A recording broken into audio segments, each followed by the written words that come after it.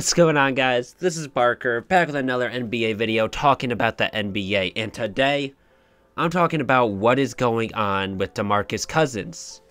If you don't know, Demarcus Cousins right now does not have a job in the NBA, even though he should. There's no reason why Demarcus Cousins shouldn't have a job in the NBA, and if you don't know, if you're kind of new to the NBA, Demarcus Cousins used to be considered one of, if not the greatest center in the NBA during his prime. He was an absolute monster.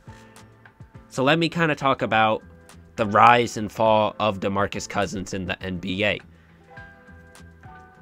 So he was drafted to the Sacramento Kings. And once he came into the league, you could see the potential. His rookie season, he averaged 14.1 points and 8.6 rebounds, which is not bad at all. But in the 2014-2015 season, that's where he really picked it up and became a first-time All-Star for the Sacramento Kings, starting to average numbers like 24.1 points per game and 12.7 rebounds. That's where he really took his game to the next level. Even though the Sacramento Kings were not a good team when Demarcus Cousins played for them, Demarcus Cousins was really the only amazing option on that team, in my opinion. And as you can see, my cat is in the corner of the camera, staring at who knows what, like a fly maybe. Gonna stop talking about that, but Demarcus Cousins started to show he's one of the greatest centers in the league during his tenure on the Sacramento Kings and his prime. And Demarcus Cousins got traded in the 2016-2017 season. He got traded to the Pelicans during All-Star Weekend to team up with Anthony Davis. They were creating kind of a big man super team with Anthony Davis, DeMarcus Cousins, and Rajon Rondo. Drew Holiday, I believe, was also on that team. And it was kind of interesting. Usually the two big man super teams don't work in today's age, but they worked because they could shoot from three, and they were absolute monsters. We know what Anthony Davis can do, but DeMarcus Cousins is an absolute monster as well. They dominated in the paint and could also space the floor at times. They were a hard team to beat. But the problem is DeMarcus Cousins tore his Achilles playing against the super team Golden State Warriors late in the game. And I will say, they were holding their own. I really want to see this team play in the playoffs against the super team Golden State Warriors. A lot of people, not teams, were excited to see these two teams face it off in the playoffs. Kind of the two superstar big men against the Splash Brothers. A lot of people wanted to see that. But sadly, like I said, DeMarcus Cousins tore his Achilles. So, basically, this is where the fall starts to happen for DeMarcus Cousins. He tore his Achilles, and ever since then, he hasn't been that superstar player and hasn't made an all-star game since. So after that season with the Pelicans, he decided to sign super cheap to the Golden State Warriors because a lot of teams weren't willing to give him a super big contract. So DeMarcus Cousins wanted to prove his worth and try to win a ring with the super team Golden State Warriors, which already had Draymond, Durant, Klay, and Steph Curry.